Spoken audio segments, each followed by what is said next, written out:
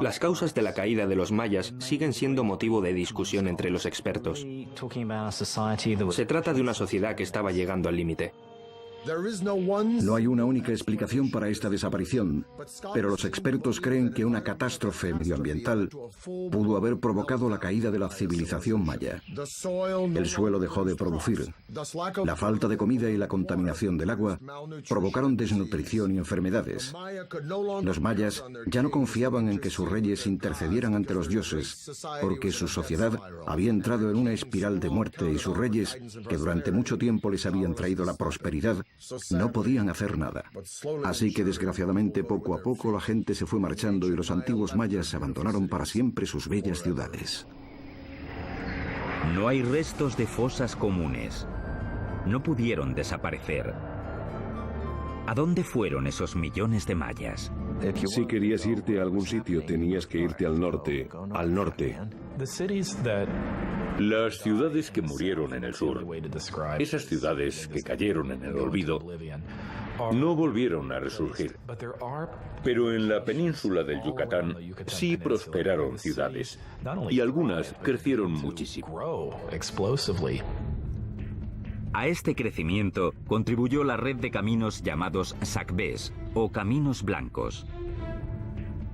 Los sacbés no solo servían para el transporte, eran símbolos del gran poder político de dos ciudades aliadas que contaban con los medios para crear ese magnífico camino entre los dos reinos. Estos caminos, que llegaban a tener 100 kilómetros de largo, eran auténticas maravillas. Ponían grandes rocas a ambos lados del camino y lo rellenaban con adoquines y piedras. Y después cubrían la superficie con estuco, yeso y creaban una superficie suave. En la península del Yucatán, los sacbés creaban muchas veces un camino totalmente recto a través del terreno accidentado. No es fácil crear una línea de 100 kilómetros que no se desvíe ni un solo grado. Me gustaría saber qué instrumentos usaron. No lo sabemos. Estos caminos permitieron el renacimiento y el comercio en el norte. Y allí es donde los supervivientes de las tierras del sur acudieron en busca de una nueva vida, a la ciudad llamada Chichén Itzá. Chichén Itzá se convirtió en la ciudad más grande y más poderosa entre el año 800 y el 1050, más o menos. Era una ciudad grandiosa, muy cosmopolita y seguro que se enorgullecía de tener esa fama. Uno de los edificios más importantes de esta ciudad era el Caracol, un observatorio astronómico. Los mayas estaban obsesionados con el tiempo y las estrellas, y se pasaron siglos mirando al cielo en busca de respuestas. Los mayas seguramente tuvieron un gnomon, que eran dos barras cruzadas. Mirando a la intersección de las dos barras podían enfocar un objeto. Con herramientas básicas, los mayas consiguieron estudiar el movimiento de las estrellas y los planetas y el paso del tiempo. Igual que el Stonehenge, ahí es donde se observaba la luna y el sol. La escalera frontal del edificio está orientada a 27,5 grados al noroeste y no está alineada con otros edificios, pero sí lo está casi perfectamente con la posición más al norte a la que llega Venus en el firmamento. El edificio se alineó perfectamente con los cuerpos celestes y sus movimientos, por ejemplo con el movimiento de Venus y los solsticios. En la torre más alta del edificio se siguen conservando 3 aberturas, pequeñas, estrechas y situadas de forma irregular, pero están alineadas con los astros. En el caracol, en su orientación, en su peculiar situación, en la alineación tan rara que tiene, se nota que se centraron en los movimientos de Venus.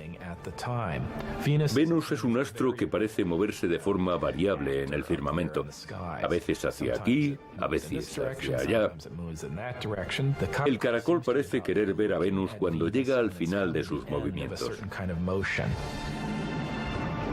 Estas agudas observaciones astronómicas permitieron a los mayas construir sus calendarios, los más exactos del mundo antiguo. Los mayas tenían dos calendarios, uno ritual y otro solar, muy similar al que utilizamos hoy en día en Occidente. Los mayas calcularon que el año solar tenía 365 días. Sus cálculos sobre los movimientos de Venus y los eclipses de luna eran igualmente exactos. En solo 200 años, los mayas habían conseguido renacer tras la catastrófica destrucción de sus ciudades más meridionales. Pero ahora el norte se enfrentaba a un enemigo más peligroso, uno capaz de aniquilar a los mayas dejando sus ciudades intactas. En el siglo IX, las ciudades mayas clásicas desaparecieron misteriosamente, poniendo fin a la era de la prosperidad y el crecimiento. Los mayas renacieron en el norte, y allí comenzaron a combinar la astronomía y la ingeniería a un nivel sin precedentes. En Chichén Itzá, la obsesión de los mayas por el cielo dejó su huella en la arquitectura.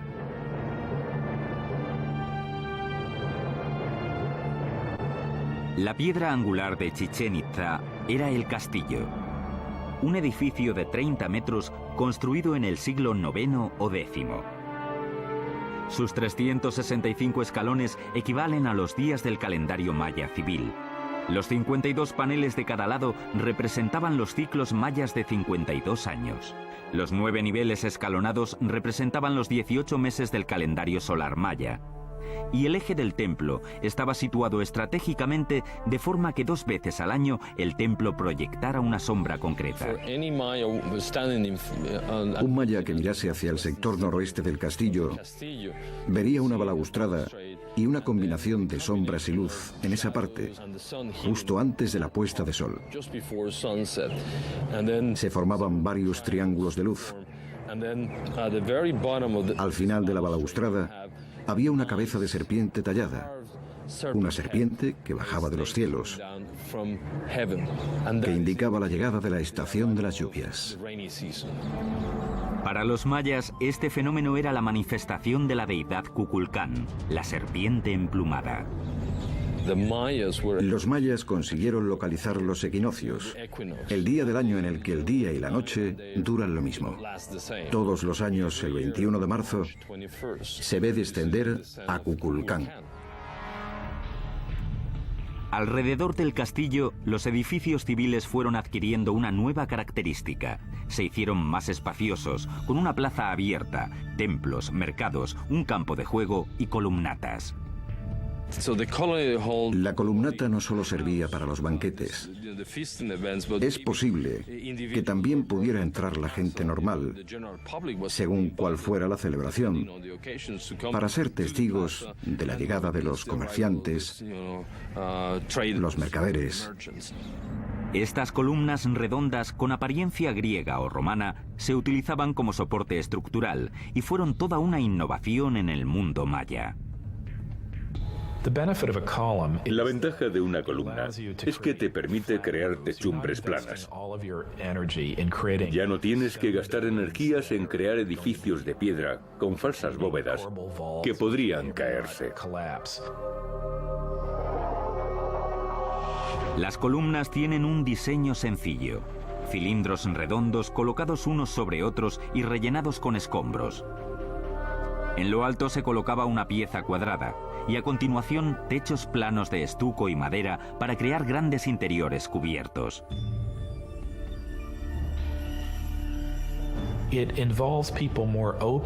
Permite que la gente participe más en la vida del edificio y en lo que ocurre en su interior.